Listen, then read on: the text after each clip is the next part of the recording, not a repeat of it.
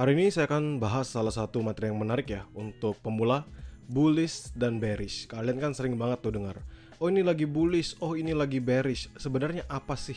Ya, apa sih inti dari kata-kata bullish dan bearish? Section 1 saya mulai dengan apa itu bullish. Ya.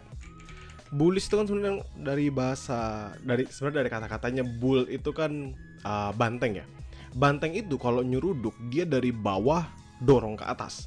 Artinya bullish itu berupaya untuk ngedorong sesuatu aset, atau kalau misalnya kita ngomongin di forex, mendorong sesuatu aset untuk naik ke atas. Makanya namanya bullish. Teman-teman ya bayangkan aja banteng lah, banteng yang selalu nyeruduk itu selalu dia dorong dari bawah naik ke atas. Dan kalau misalnya kita ngomongin ya dalam terms forex, bullish itu adalah kondisi di mana market itu bergerak atau diekspektasikan akan bergerak untuk mengalami penguatan. Sekarang teman-teman perhatikan di sini USD CHF. Bullish itu seperti ini teman-teman. Lihatin ya. Ini kan dia mengalami penguatan dan mengalami peningkatan ya dari harganya. Naik. Ya.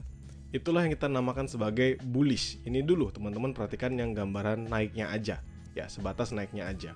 Nah, ketika trader itu merasa bullish atau yakin akan adanya bullish, mereka tuh percaya bahwa price dari aset yang mereka sedang perdagangkan itu akan mengalami penguatan. Sehingga mereka melakukan buying position atau long position. Untuk apa? Ya, mengantisipasi adanya penguatan di masa depan. Nah, misalnya di sini teman-teman lihat USD CHF. Teman-teman yakin nih bahwa nanti ke depannya USD ini akan kuat terhadap CHF. Maka teman-teman memilih untuk posisi buy. Nah, ketika teman-teman memilih untuk posisi buy, harapan teman-teman adalah USD-nya memang benar-benar kuat dibandingkan CHF. Maka terjadilah kondisi bullish. Now, go to section 2. Apa itu bearish? Ya, sekarang kita ngomongin bearish, kebalikannya. Teman-teman tadi sudah ngelihat bullish itu apa. Sekarang kita ngomongin bearish.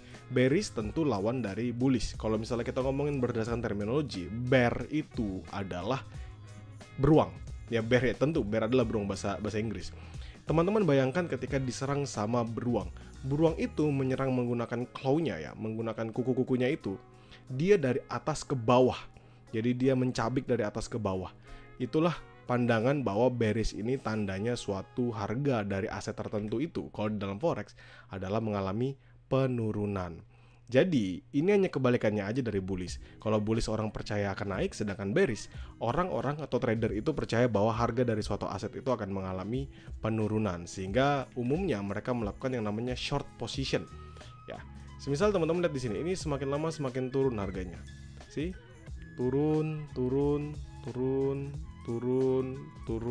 Turun. Nah, ini adalah kondisi di mana orang melakukan bearish position atau sell position. Ini bearish, bukan bearish position ya, maaf, tapi sell position ya, nge-short. Dan ini adalah nge-buy atau long position. Kondisinya sama, bull dan bear. Bullish dan bearish biasanya ngomongin tentang tren yang terjadi. Nah, section 3 kita bahas kepada identifying atau cara mengidentifikasi bull dan bear ini. Nah, kan kita sudah bahas nih bullish dan bearish. Sebenarnya cara mengidentifikasi bull dan bear itu sederhana teman-teman sekalian. Ya, kenapa saya bilang sederhana? Karena kita itu bisa menggunakan yang namanya trend line.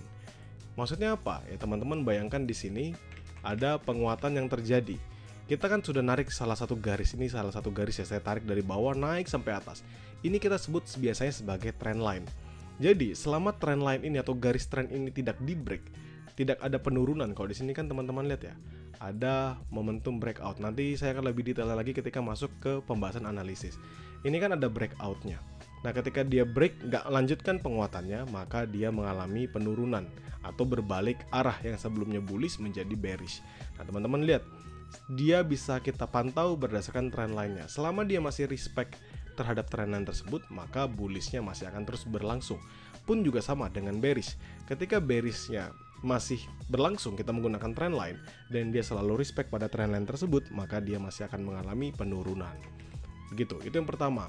Teman-teman juga bisa pakai yang namanya moving average, itu cara-cara indikator ya.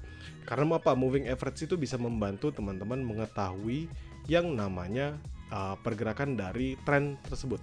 Sekarang saya tunjukkan ya. Ini saya akan pakai di sini indicator, saya tulis moving average. Nah, teman-teman yang keluar simple moving average. Saya pakai satu aja ya, teman-teman. Dan saya akan ubah SMA 9-nya ini menjadi 50.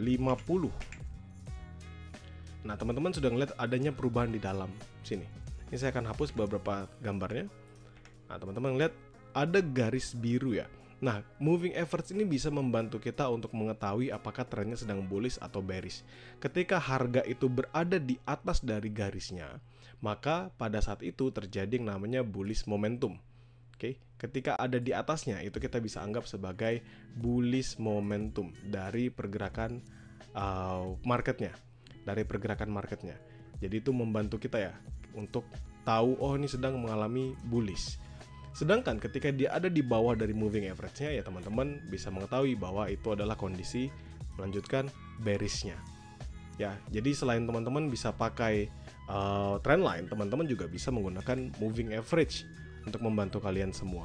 Bisa juga pakai candlestick pattern, karena kan umumnya candlestick pattern itu bisa menjadi sinyal ya, apakah akan terjadi reversal atau enggak. Nantilah kita bahas untuk candlestick pattern. Nah, sekarang kita akan bahaskan strategi. Ya, strategi trade bull dan bear trend. Kenapa penting banget kita harus tahu strateginya? Karena gini teman-teman, namanya kita trade dalam forex itu kita paling enak adalah ngikutin market. Paling enak tuh ngikutin market. Market itu akan bergerak normalnya. Ini saya akan tunjukin. Market itu bergerak normalnya dalam trend dan ranging. Tren itu apa sih ya? Tren tadi misalnya bullish, up. Ini bullish. Sedangkan kebalikannya adalah bearish, down. Dan ranging. Ranging itu apa sih? Ranging itu dia nggak up, dia nggak down, tapi dia membentuk yang namanya konsolidasi. Jadi dia hanya berkutat di area itu saja.